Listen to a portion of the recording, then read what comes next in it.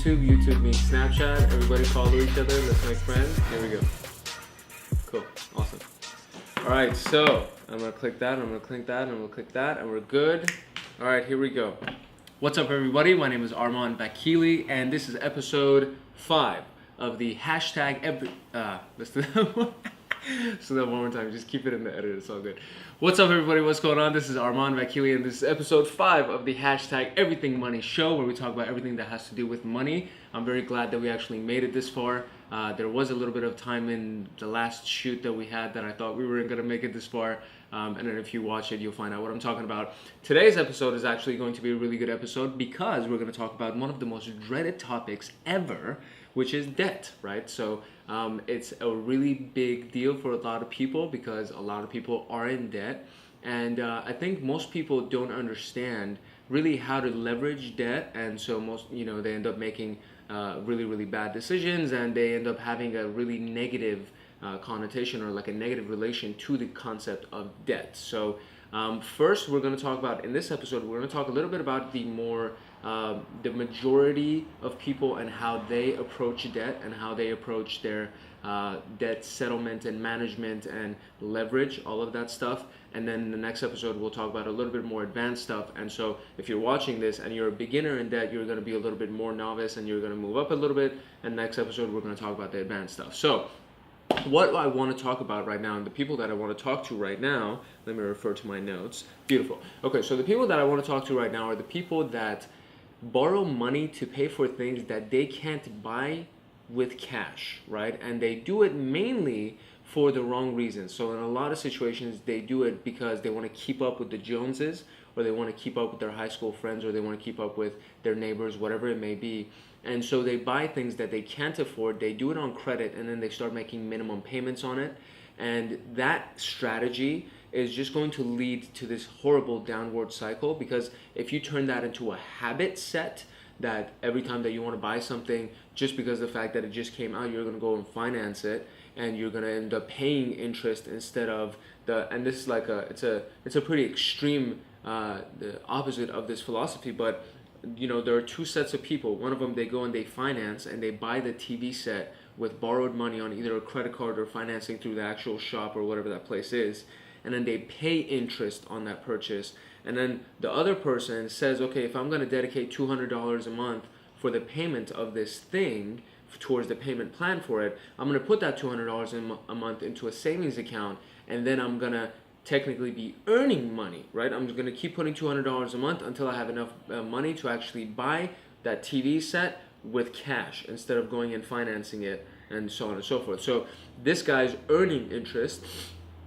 on the same purchase when this guy is paying interest on the same purchase. So it's an interesting switch in philosophy, but it will make the biggest difference in the world for everything that you do for your finances, and you're just going to sleep better at night. I personally feel like, anyway, if you just don't make a habit of constantly borrowing money on credit cards or through financing things.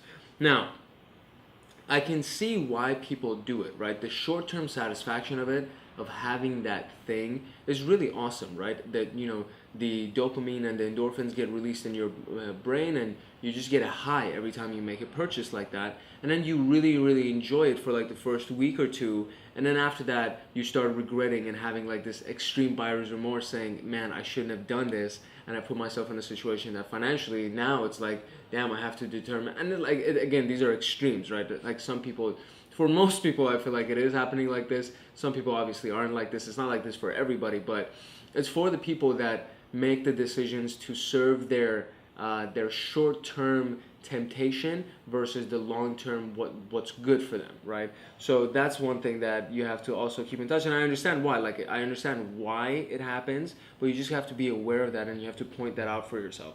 The last part, let me see. Don't buy things obviously on credit if you don't have the cash to pay it off. And then so what happens? The kind of like there's a battle of the mindsets. It's a battle of the philosophies. And I actually got into it with a guy on Instagram, Deji. I got into it with a guy on Instagram over this. He left a comment like, some girl, she's a model, she left this thing saying, hey, you know what, it doesn't make sense. You have people that are saying that they're all about it until it actually the time comes to pay up, and the time comes to actually like be all about it, and then they don't have the shit to back up what they were saying originally. And then I left a comment. I was like, yeah, just unfortunately most people are about putting, you know, all of their money into getting a nice car, but they don't have furniture in their studio apartment. And then this guy responds, and he started like going back and forth with me. He's like, what the hell? I'm not gonna have decent furniture and not like live a good life. F that. You know what I mean? And I'm like, I don't know why I censored myself. Like, I have no idea why that happened. But it was, and I don't remember verbatim exactly what he said, but the entire thing was like, it's the two opposites, like complete opposites, where I'm like, listen, you know, it's better to save your money so actually you have cash and you're living like a full life instead of just putting all of your money in a car payment so you could go impress somebody based on superficial things, and then you don't have food in your fridge. You know what I mean? And you're living off a top ramen type of a thing. And it's like, that's kind of the extreme sides of how everything is being compared. Anyway, I thought that might be interesting enough. That was a tangent. I apologize. That's too much of a tangent. But so you do have the battle between the two philosophies. And what you're going to notice is that if you decide to take the advice in this video, which is saying, don't get yourself into debt prematurely, right? Learn how to leverage debt, save up cash, so on and so forth. Don't buy things and live a lifestyle below your, like above your means, right? So if you're gonna follow this philosophy, you're gonna run into a lot of people that are gonna say, life's too short, man, you gotta spend it while you got it, so on and so forth. And my whole thing is, I don't mind spending money. Like, I like enjoying my money. Obviously, I work my tail off so I can pay for some things and go to nice dinners and go to nice places. Like, I wanna be able to do these things. But at the same time, I want freedom, right? So for me, it's about freedom. And freedom, as we talked about figuring out your number in the episode of finding out what it's going to take for you to actually live that free lifestyle, that's what we're talking about here. And you do have to make a certain sacrifice short term to be able to do that for yourself in the long term. And the faster you increase your cash flow and the faster you stack up so that you can be free, the faster you can start actually enjoying the lifestyle that you want to enjoy. So it's really all about focus. It's all about reprioritizing certain things, and then you can really have whatever lifestyle you want with a relatively decent income. And so, sorry, the phone kind of like threw me off. So the action step for today is get out of debt, right? So, and again, so what I'm talking about right now is just BS credit card debt, and the kind of debt that puts you in a situation where you're living above your means, where you're living above your cash flow situation.